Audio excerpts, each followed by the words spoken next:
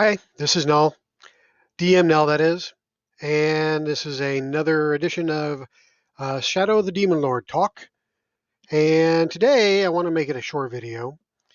I really want to talk about the world of Shadow of the Demon Lord, but I'm not quite ready to do that just yet. So I'm going to talk to you about uh, one of the fun aspects of the game that at least I think it's fun.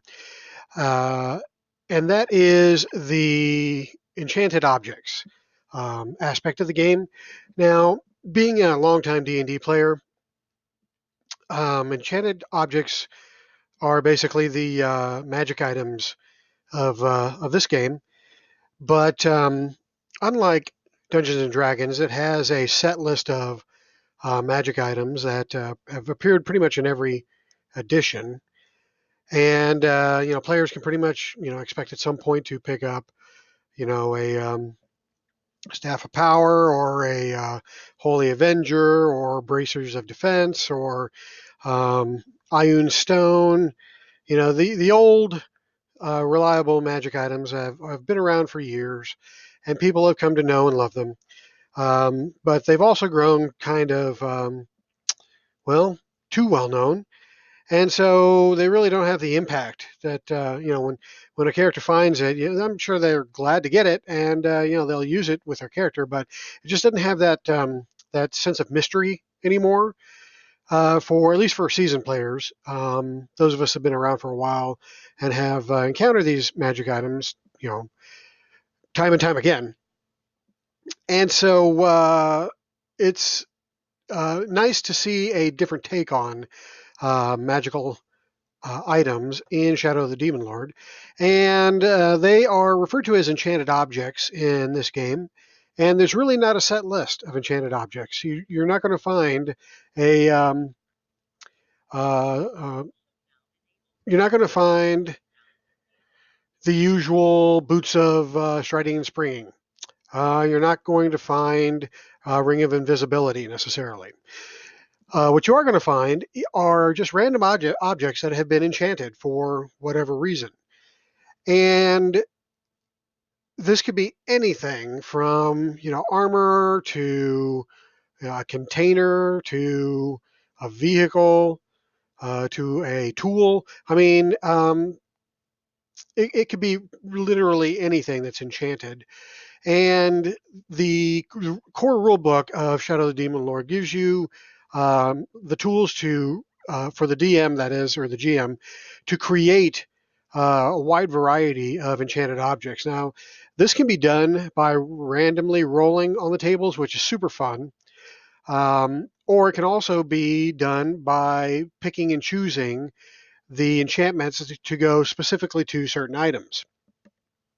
I've done them both ways, and I've had fun with it both ways. There are certain times where you want a certain enchantment to go with a certain item because it just makes sense. But then there's also times where you're just randomly rolling something and you have a hat that allows you to, I don't know, summon a demon, or a pair of socks that allow you to cast a spell. Just just weird stuff like that is part of the fun of doing the random enchanted objects. So on page 208 is where in the core rulebook is where the enchanted object section starts, and it really breaks it down for you as far as how to do this. There's an enchanted object form. You roll a d20 and it randomly selects the category and gives you some examples of what that category entails. So, for example, if you roll a 15, that would be an accessory, which could be anything from a key to a monocle to a scabbard. Or if you rolled a 9, it could be an instrument such as a lute or a set of drums or a flute. If you rolled a 1, it could be light armor such as robes, soft leather, or hard leather. So those are just some examples of the types of forms that enchanted objects can take. And going from there, you then figure out what the enchantments are that these objects possess. Now, the next table that you have here is the enchanted object property. And again, you roll a d20 and that tells you which table you would roll on. Now the tables, not really sure if they get more powerful as you go down the table. I think they just maybe they do get more powerful, but really it's if it is, it's not by much. I mean, none of these magic items are going to break the game. None of these enchanted objects are so powerful that a table 5 item is going to destroy a table 1 item. No, that's not really the case here. Really, all these tables really just provide you a variety of different enchantments. And so just spreading them out over 5 tables just kind of enhances the fun of rolling randomly to see what you get. So it talks a little bit about sample enchanted objects up here, and then enchanted object properties. And basically, the enchanted object properties tells you how the enchantment works with the item and some of the mechanics behind it. So, for example, it says enchanted object property tells you what it does. To use an enchanted object, characters must be holding or wearing it, depending on the form it takes. A ring that turns a character invisible isn't going to do any good when it's tucked away in a boot, for example. So that just gives you some rules of thumb to go by to adjudicate how enchanted objects should be treated. So this is continued after the tables, but the next several pages are the tables themselves. And so table 1, again, you roll a d20, and that would give you a random enchanted enchantment to go with your object. So that could be anything from the first one is you make challenge rolls with 1 boon to avoid becoming diseased or recover from disease. You take half damage from disease. So that would be a very pretty useful enchantment. And then it goes all the way down to, say, if the object is a container, it can hold up to 4 times its apparent volume. Otherwise, when the object is placed inside a container, it multiplies the container's volume by 4. So that maybe not as useful, but it could be, just depending on the campaign and the circumstances. But so for example, something like that, if you have a stone that quadruples the volume of whatever it's put in, then put it in your backpack, and all of a sudden your backpack holds 4 times more stuff than it did before. So you've just created a bag of holding for yourself.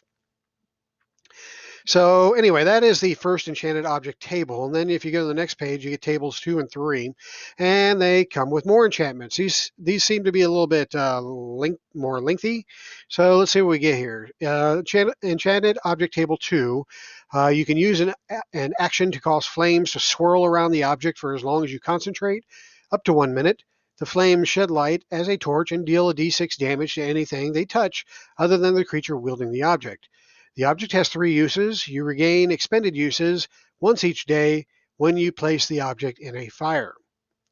So that's pretty cool, as long as it's on a weapon or something like that. I mean, if it's on a pair of socks, maybe not so cool, because then you have to take your boots off and start kicking people in order to do the d6 damage and take advantage of the light it sheds.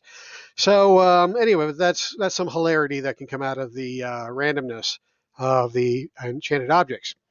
So let's see what else is on table 2. You can use an action to choose 1 target, creature, or object within 10 yards of you. Make an agility attack roll against the target's agility. On a success, the target takes 2d6 damage from one of the following sources: acid, cold, fire, lightning, thunder, or something else of the GM's choice. The object has 3 uses. So again, something that would be useful on a weapon, but if it is on a pair of underwear, maybe not so much. So Enchanted Table 3, let's see what that has on it.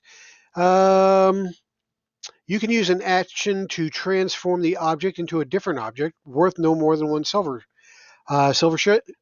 shilling. The new form cannot have any magical properties. The object retains this shape until used again. The object has 1 use.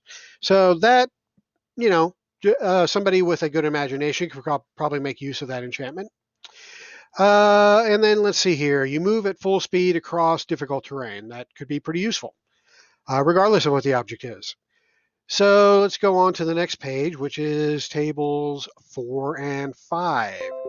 And let's see what kind of stuff the table has. So let's see. This one is you can use a triggered action on your turn to become insubstantial until the end of the round. While insubstantial, you take half damage from weapons, can move through solid objects and other creatures, and ignore the effects of moving across difficult terrain. If you end your movement inside a solid object, you die instantly. The object has 3 uses, so that's pretty cool. Basically, you become a ghost for a round. That's pretty helpful as long as you don't end up inside a solid object. And then let's see what this one is. You can use an action to transform the object into a 10-foot long ladder. The object remains in this form until you use an action to transform it back. Who can not use a 10-foot ladder? That is awesome. So yeah, it's table 4. So the last table, table 5, provides you such enchantments as you can use an action to cause the object to emit a deafening noise in a 10-yard radius around it for 1 minute. During that time, all creatures in the area are deafened while they remain in the area, and creatures within 100 yards of the object make perception challenge rolls to listen with 1 bane. The object has 3 uses. All right, pretty cool, pretty cool. And then finally, you got stuff like you don't need to eat or drink, you cannot become frightened, or the object makes a chiming noise whenever it is brought within 20 yards of a trap. So, you know, your mileage may vary on those. Sorry for the thing that was covering the video there, because I know you'd rather see this than one of my notifications. All right, so continuing on with the descriptions, there's a couple of important things here. It goes on to say if the object has a limited number of uses, which I read a couple that did, it regains expended uses once each day at dawn unless the property description says otherwise. So even though it's limited in uses, at dawn the next day, the enchanted object does basically recharge. An enchanted object shouldn't have more than 1 property unless you intend it to be the central focus of an adventure or campaign. Once it falls into the player's character's hands, an overly powerful item can be a problem if you don't plan for it. And you know what? Take that with a grain of salt. There, depending on the enchantments that you choose, or if you roll randomly, you know, I seriously doubt you're going to get the Wand of Orcus out of any of this stuff. Granted, you might accidentally produce a pretty powerful pair of socks or underwear, but for the most part, I think you'll be okay if you want to slap a couple of enchantments on a single item. So that pretty much finishes the enchanted object tables. The next section goes into relics. Now, relics are more akin to artifacts, and there are a set of defined relics in Shadow of the Demon Lord, like there are defined artifacts in Dungeons and Dragons, but the core rulebook really only outlines, I believe, 4 altogether. You have the Book of Whispers, you have the Circlet of Eyes, you have the Floating Skull of Urgosh, and then you have the Sword of Unmaking. And yep, that's it. So these are some sample relics. And again, if you read through these, they're not overtly powerful. In fact, some of them just are powerful, but they also have a potentially negative impact to the user. So you're really kind of taking a risk when you're using a relic in Shadow of the Demon Lord, because it could turn around and bite you in the ass and affect you rather than your intended target. But they are pretty flavorful. So, for example, the Book of Whispers is is a book that has a desiccated tongue nailed to the blackened cover of it, and the Circlet of Eyes, 7 staring glass eyeballs are arranged evenly around this silver circlet. A paranoid wizard is thought to have carved out the eyes of our enemies, binding their souls to the relic. So anyway, interesting relics here. This is just a sampling. Some of the different supplements that have come out since have detailed other relics. And, again, they're not really super powerful, but you probably want to keep control of how many relics you hand out in a campaign. I really wouldn't want to give out more than a couple of relics over the course of a campaign, uh, because doing more than that could end up doing more damage to your campaign and your characters than the monsters you're throwing at them. So, at any rate, that really finishes up the magic items or enchanted objects review for Shadow of the Demon Lord. I hope this was useful, and I hope this encourages GMs out there to create all kinds of interesting enchanted objects with equally interesting um, forms. So, have at it.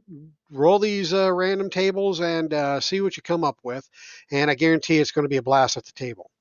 So until next time, I am DM Nell, and I am out of here. So hail.